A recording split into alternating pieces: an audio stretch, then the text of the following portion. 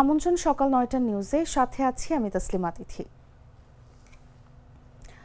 রাজধানীর উত্তরায় এক গার্মেন্টস ব্যবসায়ীর বাড়িতে দুর্বৃত্তরা গুলি বর্ষণ করেছে, তবে ঘটনায় কোনো হতাহতের ঘটনা ঘটেনি।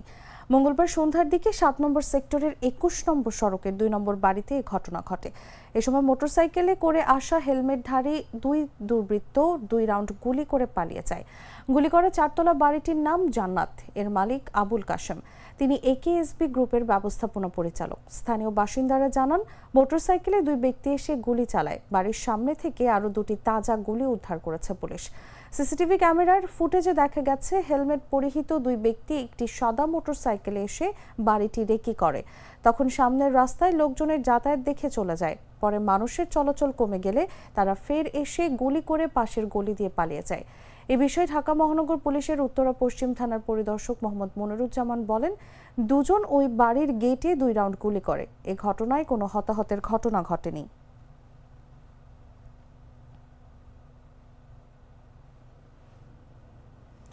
ঢাকাসহ সারা দেশে জ্বালানি সরবরাহ ব্যবস্থায় স্বচ্ছতা ও কঠোর নজরদারির দাবি জানিয়েছে কনজিউমার্স অ্যাসোসিয়েশন অফ বাংলাদেশ। মঙ্গলবার এক সংবাদ বিজ্ঞপ্তিতে ক্যাব বলেছে, জ্বালানি তেলের সংকটে সাধারণ ভোক্তা, যানবাহন চালক ও পণ্য পরিবহন খাতে ব্যাপক ভোগান্তি সৃষ্টি হয়েছে। রাজধানী সহ দেশের বিভিন্ন স্থানে অনেক ফিলিং স্টেশনে তেল না থাকায় সেগুলো সাময়িকভাবে বন্ধ রাখা হয়েছে এবং যেসব পাম্প খোলা রয়েছে সেখানে দীর্ঘ লাইনের কারণে সাধারণ মানুষকে ঘন্টার পর ঘন্টা অপেক্ষা করতে হচ্ছে। অনেক ক্ষেত্রে চালকদের একাধিক পাম্প ঘুরেও প্রয়োজনীয় জ্বালানি সংগ্রহ করতে হচ্ছে। জানা গেছে, সৌদি আরবের বৃহত্তম তেল শোধনাগারে হামলার ঘটনার খবর ছড়িয়ে পড়ার পর ভবিষ্যতে তেলের সংকট ও দাম বাড়তে পারে এমন আশঙ্কা চালকদের মধ্যে ছড়িয়ে পড়ে। ফলে অনেকেই প্রয়োজনের চেয়ে বেশি তেল সংগ্রহ করতে পেট্রোল পাম্পে ভিড় করছেন, যা পরিস্থিতিকে আরও জটিল করে তুলেছে।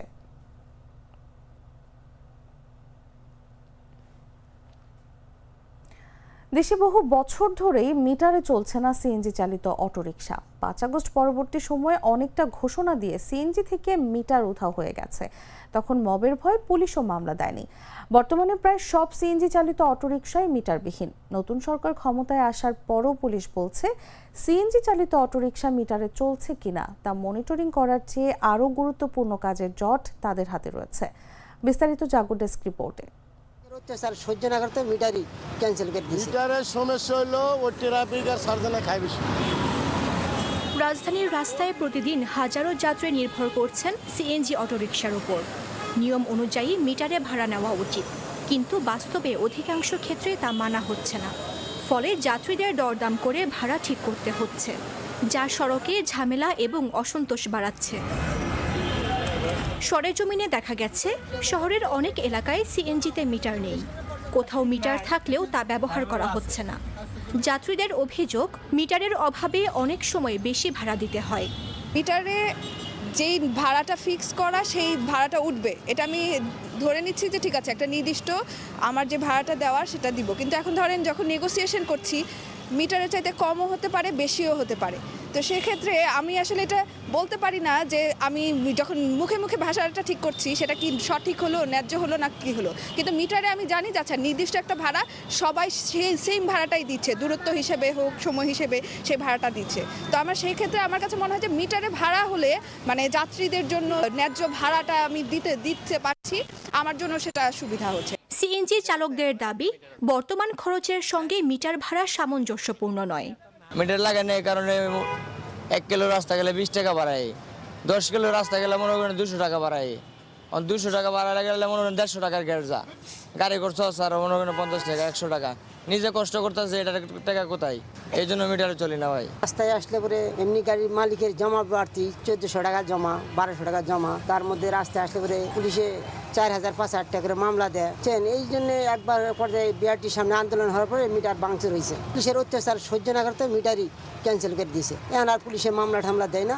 মিটারে এখন কেউ যাত্রী বলো না, কেউ আর এই সমস্যাও। মিটারের সমস্যা হলো ওই ট্রাফিক আর সার্জনা খায় বেশি। ওরা ডাম্পিং দেয়। আর 17.5 বছর তো আমরা জ্বালা যন্ত্রণায় ছিলাম এই সিএনজি নিয়ে। মনে করেন মামলা ডেলি 1টা 2টা 3টা 4টা খাইছি। এখন একটু মোটামুটি করে না। আর মিটারে আমার কোনো সমস্যা নাই। মিটারের সমস্যা একটাই, মিটারে না গেলে ওরা আর কি মামলা করে দেয়, মানে আর না দিলে টাকা দেওয়া লাগে। ঢাকার বিভিন্ন এলাকায় এই একই চিত্র চোখে পড়ে। এক পুলিশ সার্জেন্ট জানালেন ৫ আগস্টের আগে মিটার না মানলে মামলা করা হতো, কিন্তু সেই দিন থেকে চালকদের বিরুদ্ধে মামলা আর হয়নি। মবের ভয়ে কেউ মামলা করতে সাহস পান না। যাত্রী কল্যাণ ও পরিবহন বিশেষজ্ঞরা বলছেন, সড়কে শৃঙ্খলা ফিরিয়ে আনতে সিএনজি চালিত অটোরিকশায় দ্রুত মিটার ব্যবস্থা কার্যকর করতে হবে। নিউজ ডেস্ক, জাগো নিউজ।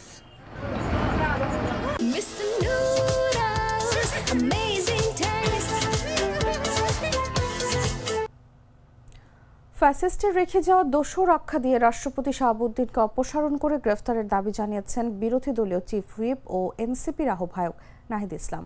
তিনি বলেছেন, আমরা সংসদে রাষ্ট্রপতির বক্তব্য শোনার জন্য যাচ্ছি গণভোটে বিজয়ীদের পক্ষে সংস্কারের জন্য।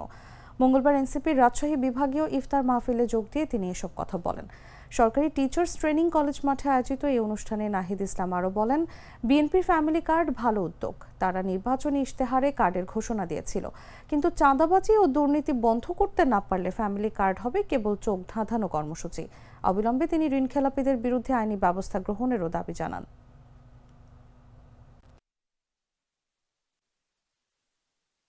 আমরা বলেছি এই রাষ্ট্রপতিকে অবিলম্বে অপসারণ করে গ্রেফতারের আওতায় আনতে হবে এবং সংবিধান সংস্কার পরিষদ করে সংস্কার বাস্তবায়ন করতে হবে। হ্যাঁ, বাস্তবায়ন করতে হবে। আপনারা সবাই হ্যাঁ পক্ষে ভোট দিয়েছেন না? আমরা সবাই দল মত নির্বিশেষে হ্যাঁ পক্ষে ভোট দিয়েছি। ফলে সংস্কারের পক্ষে, বিচারের পক্ষে আমাদের সেই লড়াই চলমান থাকবে। আপনাদেরকেও সচেতন থাকার, 12ই মার্চ সংসদের দিকে তাকিয়ে থাকার আহ্বান জানাচ্ছি। সিরাজগঞ্জের রায়গঞ্জে অবৈধভাবে গড়ে ওঠা 6টি ইটভাটায় অভিযান চালিয়ে মালিকদের 19 লাখ টাকা জরিমানা করেছেন পরিবেশ অধিদপ্তর। একই সঙ্গে মেসার্স আরএসবি ও বর্ণব্রিক্সের চিমনি ও কাঁচা ইট ধ্বংস করেছে তারা। মঙ্গলবার সকাল 10টা থেকে বিকেল 4টা পর্যন্ত উপজেলার ব্রহ্মগাছা ইউনিয়নের বিভিন্ন স্থানে এই অভিযান পরিচালনা করেন পরিবেশ সদর দপ্তরের নির্বাহী ম্যাজিস্ট্রেট সাজ্জাদ জাহিদ রাতুল। সিরাজগঞ্জ পরিবেশ অধিদপ্তরের সহকারী পরিচালক তুহিন আলম জাগো নিউজকে তথ্য নিশ্চিত করেন। তিনি জানান, ইট প্রস্তুত ও ভাটা স্থাপন আইন 2013 ও পরিবেশ অধিদপ্তরের অনুমোদন ছাড়া ইটভাটা পরিচালনার দায়ে এই অভিযান চালানো হয়। এ ধরনের অভিযান আগামীতেও অব্যাহত থাকবে।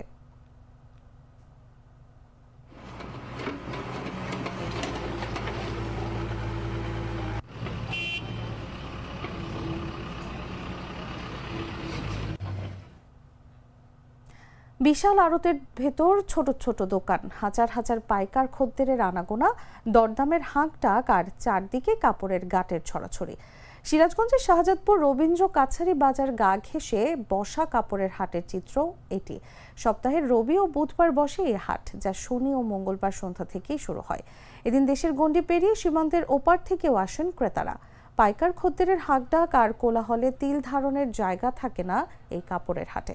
স্বাভাবিক সময়ে প্রতি হাটে 200 থেকে 250 কোটি টাকার লেনদেন হলেও ঈদের সময় সেটা বেড়ে দাঁড়ায় 650 থেকে 700 কোটি টাকায়। লেনদেনের বিশাল এই অঙ্কের কারণেই হাটটিকে বলা হয় দেশের সবচেয়ে বড় কাপড়ের হাট। এমন মোটা অঙ্কের বেচাকেনার হিসেব সাধারণ মানুষের ধারণার বাইরে। সরেজমিনে দেখা গেছে, হাটের পাশের সড়কে রাখা সারি সারি ট্রাক ও কাভার্ড ভ্যানে লোড করা হচ্ছে কাপড়ের বান্ডেল। রিক্সা, ভ্যান ও শ্রমিকরা মাথায় কাপড়ের গাঁট নিয়ে আসা যাওয়ায় ব্যস্ত। এতে বাজারের ভেতরে সকল সরু গলিপথে যেন চলাচল করাই দায়। রোজার ঈদকে ঘিরে বেড়েছে ক্রেতা বিক্রেতাদের ব্যস্ততা। কেনাকাটা শেষ হলে বাজারের শ্রমিকরা কাপড়ের গাঁট তুলে দিচ্ছেন সড়কে রাখা ট্রাক ও অন্যান্য যানবাহনে। এসব ট্রাক বোঝাই কাপড় যাচ্ছে দেশের বিভিন্ন প্রান্তে।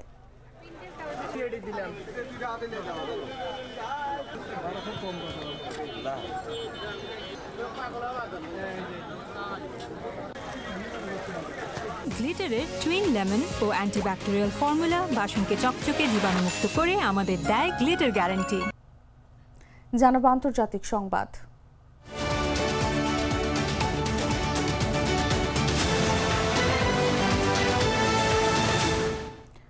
ইরানের ইস্পাহানে চালানো হামলায় রাশিয়ার কনসুলেট ক্ষতিগ্রস্ত হয়েছে। স্থানীয় গভর্নরের কার্যালয়ে হওয়া হামলা এর কাছে অবস্থিত এই কনসুলেটেও আঘাত করেছে বলে জানিয়েছে রাশিয়া। রুশ পররাষ্ট্র মন্ত্রণালয়ের মুখপাত্র মারিয়া জাখারোভা এই ঘটনাকে আন্তর্জাতিক আইনের জঘন্য লঙ্ঘন হিসেবে বর্ণনা করেছেন। তবে তিনি নির্দিষ্ট করে কোনো দেশকে অভিযুক্ত করেননি। তিনি বলেন, মধ্যপ্রাচ্যে সংঘাতের মাত্রা ক্রমাগত বাড়ছে, যা প্রত্যক্ষ বা পরোক্ষভাবে ক্রমবর্ধমান সংখ্যক দেশের স্বার্থ এবং তাদের বেসামরিক নাগরিকদের আক্রান্ত করছে। মারিয়া জাখারোভা জানান, কনসুলেট ক্ষতিগ্রস্ত হওয়ার ঘটনায় কেউ হতাহত হননি বা গুরুতর আহত নেই।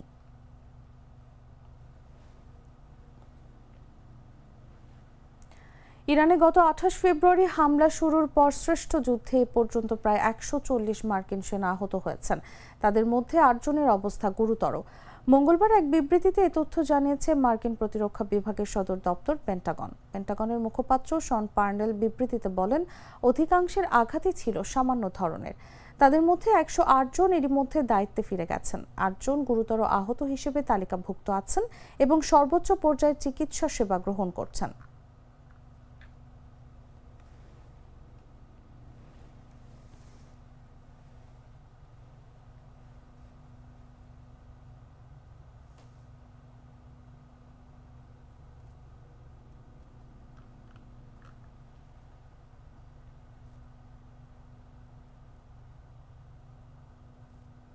সংবাদ শেষ করব খেলার খবর জানিয়ে।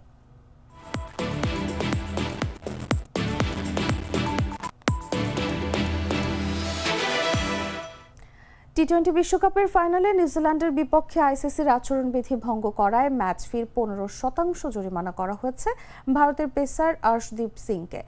নিউজিল্যান্ডের ইনিংসের 11তম একটি ঘটনায় জরিমানা করা হয় আর্শদীপকে।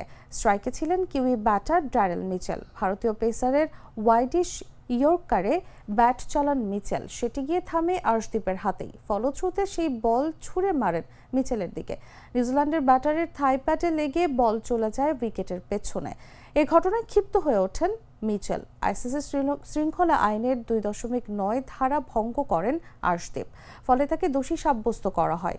ধারাটি আন্তর্জাতিক ম্যাচ চলাকালে কোনো খেলোয়াড়ের দিকে বা তার কাছাকাছি বিপজ্জনক বা অনুপযুক্তভাবে বল বা ক্রিকেট সরঞ্জাম ছোড়া সংক্রান্ত অপরাধের সঙ্গে সম্পর্কিত। জরিমানার পাশাপাশি একটি ডিমেরিট পয়েন্টও পেয়েছেন ভারতের পেসার। গত 24 মাসে এটি তার প্রথম ডিমেরিট পয়েন্ট।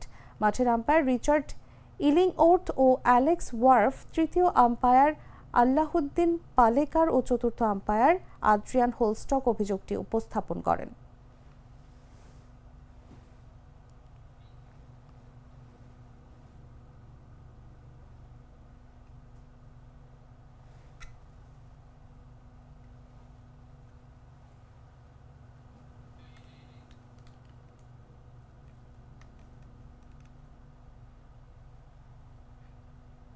দর্শক, এই ছিল এখনকার মতো। এরপর দেখবেন বেলা 11টার সংবাদ। প্রতি মুহূর্তে সর্বশেষ খবর জানতে ভিজিট করুন jagonews24.com। ফলো করুন আমাদের ভেরিফাইড ফেসবুক পেজ এবং সাবস্ক্রাইব করুন জাগো নিউজের ইউটিউব চ্যানেল। ধন্যবাদ সবাইকে।